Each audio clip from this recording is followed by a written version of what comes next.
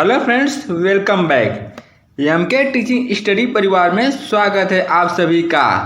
आज के इस वीडियो में हिंदी में दीर्घ स्वर संधि के महत्वपूर्ण फैक्ट को देखा जाएगा जो कि आपके परीक्षा में पूछे जाते हैं। दोस्तों, यहाँ पर आका स्वरे दीर्घ एक प्रकार का संस्कृत सूत्र है तथा यहाँ पर आक एक प्रकार का संस्कृत प्रत्याहार है। दोस्तों, आप इस चैनल को जरूर सब्सक्राइब कीजिएगा क्योंकि यहाँ पर आपको सभी के सभी कोर्सेज फ्री में प्रोवाइड कराई जाती हैं। दोस्तों, यहाँ पर हम लोग सर्वप्रथम संधि वर्डों का मेल। संधि क्या होता है? वर्डों का मेल। यहाँ पर संधि को देखेंगे जहाँ पर आपका संधि का अर्थ होता है मेल या जोड़ या योग या मिलन या समझौता। समझौता यहाँ पर किसका होता है? तो वर्णों का होता है। अर्थात संधि क्या होता है? संधि की अगर परिभाषा की बात किया जाए तो वर्णों के मेल से जो विकार उत्पन्न होता है या यूँ कहें जो परिवर्तन होता है उसे हम क्या कहते हैं? संधि कहते हैं। अब इसके बाद अगर संधि की रूप या भेद की बात किया जाए तो संधि की रूप या भेद 3 प्रकार की होती हैं। पहला क्या होता है? आपका स्वर संधि होता है। उसके बाद सेकेंड क्या होता है? व्यंजन संधि होता है। उसके बाद थर्ड क्या होता है? विसर्ग संधि होता है। इसके बाद आता है आपका स्वर संधि के भेद या रूप। यहाँ पर स्वर संधि के भेद या रूप को दोस्तों पूछा जाता है कि कितने प्रकार के होते हैं। तो स्वर के संधि या भेद 5 प्रकार के होते हैं। पहला क्या होता है? आपका दीर्घ स्वर संधि होता है। दूसरा क्या होता है? आपका गुण स्वर संधि होता है। तीसरा क्या होता है? आपका वृद्धि स्वर संधि होता है। चौथा क्या होता है? आपका यड़ स्वर संधि होता है। और पांचवा क्या होता है? आपका अयादि स्वर संधि होता है। दोस्तों, इसके बाद आता है दीर्घ स्वर संधि। दीर्घ स्वर संधि क्या होता है? दीर्घ स्वर संधि में आपका बड़ा आ, बड़ी ई, बड़ी ऊ तथा बड़ी री होती है। दोस्तों, यहाँ पर अधन अ आ, अधन आ बराबर आ, आधन अ बराबर आ, आधन आ बराबर आ। उसके बाद ई धन ई बराबर ई धन कैपिटल ई बराबर कैपिटल ई प्लस छोटी ई बराबर बड़ी ई। उसके बाद बड़ी ई प्लस बड़ी ई बराबर बड़ी ई। दोस्तों, यहाँ पर दीर्घ स्वर का जो संधि का विधान होता है 4 नियमों पर होता है। ये आपका पहला हो गया, ये दूसरा हो गया, तीसरा हो गया और यह चौथा हो गया। इसी प्रकार दोस्तों ऊ धन ऊ बराबर बड़ा ऊ धन बड़ा ऊ बराबर बड़ा ऊ धन ऊ बराबर बड़ा ऊ। उसके बड़ा ऊ धन छोटा ऊ बड़ा ऊ बराबर बड़ा ऊ होता है। इसके बाद री धन री बराबर क्या होता है? बड़ा री है। आपका बड़ा री है, लेकिन दोस्तों किताबों में अक्सर ऐसे ही लिखा जाता है। इसके बाद आता है आपका, अगर अब हम लोग इसकी उदाहरण की बात किया जाए तो यहाँ पर उदाहरण में अधन अ बराबर क्या होता है? आ। जैसे अगर देवार्चन शब्द की बात किया जाए तो यहाँ पर होता है इसका संधि विच्छेद देवधन अर्चन। अर्थात यहाँ पर पहले शब्द का अंतिम वर्ण तथा दूसरे शब्द का पहला वर्ण, इन दोनों से वर्ण विच्छेद के द्वारा हम जान सकते हैं कि यहाँ पर संधि विच्छेद कौन सा संधि विच्छेद है। ठीक है, तो यहाँ पर आप देख सकते हैं दीर्घ स्वर संधि में हमेशा अधन अ बराबर आ होता है और मैंने इसका वर्ण विच्छेद बताया था। अगर आप वर्ण विच्छेद जान लेते हैं तो आप किसी भी संधि को आप आसानी से पहचान सकते हैं। आप इसका वर्ण विच्छेद कीजिए और तुरंत उस संधि को आप जान सकते हैं। तो दोस्तों, यहाँ पर देख सकते हैं आप वर्ण विच्छेद में जैसे देवार्चन है। ठीक है, तो यहाँ पर आपका देव अर्चन, अगर देव और अर्चन ये दोनों शब्द का अगर वर्ण विच्छेद किया हो जाए तो द धन ए, उसके आधा व धन अ, उसके बाद आधा र धन आधा चौ धन अ धन आधा न धन अ। इन शब्दों का जो वर्ण विच्छेद किए तो यहाँ पर आप देख सकते हैं अधन अ। यहाँ पर क्या शब्द आया आपका? अधन अ।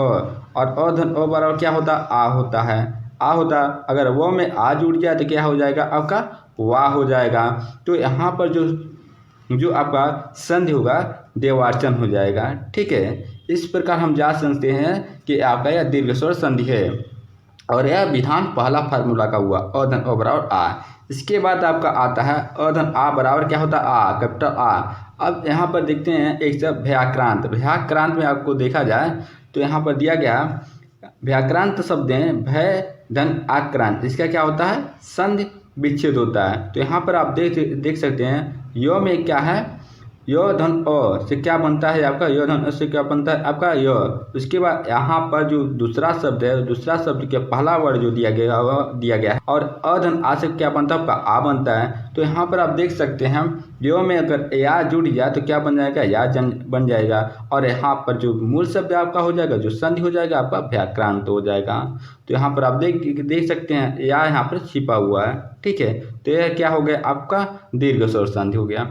इसके बाद आता है आपका आधन अ बराबर आ होता है। जैसे अगर इसमें अगर शब्द की बात किया जाए तो परीक्षार्थी, परीक्षार्थी में देखिए अगर हम इसका संधि विच्छेद करते हैं तो परीक्षा धन अर्थी होता है। जहाँ पर आपका पहले शब्द का अंतिम वर्ण तथा दूसरे शब्द का पहला वर्ण, इन दोनों को आप देख रहे हैं तो यहाँ पर देख सकते हैं छ में आ जुड़ा हुआ तो क्या बना हुआ छा, ठीक है। और यहाँ पर जो अ है ए वाला अ हो गया दूसरे शब्द का पहला वर्ण। तो यहाँ पर देखिए छ धन आ बराबर क्या होता है छा, तथा इस प्रकार यहाँ पर जो शब्द बनेगा परीक्षार्थी हो जाएगा। इसके बाद है दोस्तों आधन आ बराबर क्या होता है आ होता है। तो यहाँ पर जैसे अगर ये शब्द लिया जाए महात्मा, महात्मा का जो संधि विच्छेद होता है महाधन आत्मा होता है। यहाँ पर देखिए ह में क्या जुड़ा हुआ आ जुड़ा हुआ है, तथा यहाँ पर जो आ है तो दोनों आ धन आ मिलकर क्या बन गया आपका आ, और ह में आ जुड़ जाएगा तो क्या हो जाएगा हा हो जाएगा। तो इस प्रकार का शब्द हमें क्या प्राप्त होगा महात्मा होगा। तो यहाँ पर आधन आ जो कि दीर्घ स्वर संधि है, ये क्या हो गया आपका महात्मा शब्द हो गया। इसके बाद आता है आपका ई धन ई बराबर क्या होता है बड़ी ई हो जाता है। यहाँ पर अगर एक शब्द लिया जाए अतिव में आप देख सकते हैं अति धन यु, इसका संधि विच्छेद क्या होता है आपका अति धन यु में आपका आधा तो धन ई से क्या बना है आपका आधा तो धन ई से क्या बना है आपका टी बना हुआ है। और ए या दूसरे शब्द का ई है जो छोटा ई है ई, और ई धन ई मिलकर क्या आपका बन जाएगा आपका कैपिटल ई बन जाएगा। जब कैपिटल ई बन जाएगा तो में कैपिटल ई जुड़ेगा तो क्या आपका बन जाएगा कैपिटल टी हो जाएगा, जो कि टी पर बड़ी ई की मात्रा है, टी तो पर आपका बड़ी ई की मात्रा है। इसके बाद आता है आपका ई धन कैपिटल ई बराबर हो जाएगा कैपिटल ई। तो यहाँ पर जैसे एक शब्द है गिरीश में अगर हम देखते हैं तो गिरीश का जो संधि विच्छेद है गिरिधन इससे है, जहाँ पर आपका री में आधा र प्लस छोटा ई मिलकर क्या बना हुआ है री। उसके बाद यहाँ पर आपका बड़ी दूसरे शब्द का पहला वर्ण बड़ी ई है, तो ई धन बड़ी ई बराबर क्या हो जाता है आपका बड़ी हो जाता है। रो पर जब बड़ी ई आधा रो पर जब बड़ी ई जुड़ता है तो री हो जाती है, ठीक है। तो इस प्रकार का जो शब्द होता है आपका दीर्घ स्वर संधि हो जाए, और ये जो शब्द है आपका गिरीश है। इसके बाद आता है आपका कैपिटल ई धन छोटा ई बराबर होगा कैपिटल ई। जैसे अगर यहाँ पर एक शब्द की बात किया जाए तो महेंद्र में आप देख सकते हैं मही धन इंद्र होता है इसका संधि विच्छेद। और यहाँ पर मही में जो ह है ह पर बड़ी ई है, उसके बाद दूसरे शब्द का पहला वर्ड क्या है आपका ई है, तो इन दोनों बड़ी ई और छोटी ई को मिलाकर क्या होता है आपका बड़ी ई हो जाता है। और इन बड़ी ई को अगर ह में जोड़ दिया जाए तो कैपिटल यूँ का ही हो जाता है, बड़ी ही हो जाता है, ठीक है। तो वही ह पर बड़ी ई की मात्रा हो जाता है, संशय है। तो यहाँ पर आप देख सकते हैं यहाँ पर जो शब्द बनेगा आपका महेंद्र हो जाएगा। इसके बाद है दोस्तों कैपिटल ई धन ई बराबर क्या होता है capital E plus capital E बराबर कैपिटल ई होता है। तो यहाँ पर आप देख सकते हैं जैसे कोई शब्द है योगीश्वर, अब योगीश्वर में आपका संधि विच्छेद किया जाए तो योगी धन ईश्वर होता है, जहाँ पर योगी में ग पर बड़ी ई की मात्रा है तथा का क्या हो जाता है बड़ी कैपिटल ई हो जाती है। अब ग में कैपिटल ई जोड़ा जाए तो गी हो जाता है। तो इस प्रकार आपका जो शब्द हो जाएगा योगीश्वर हो जाएगा।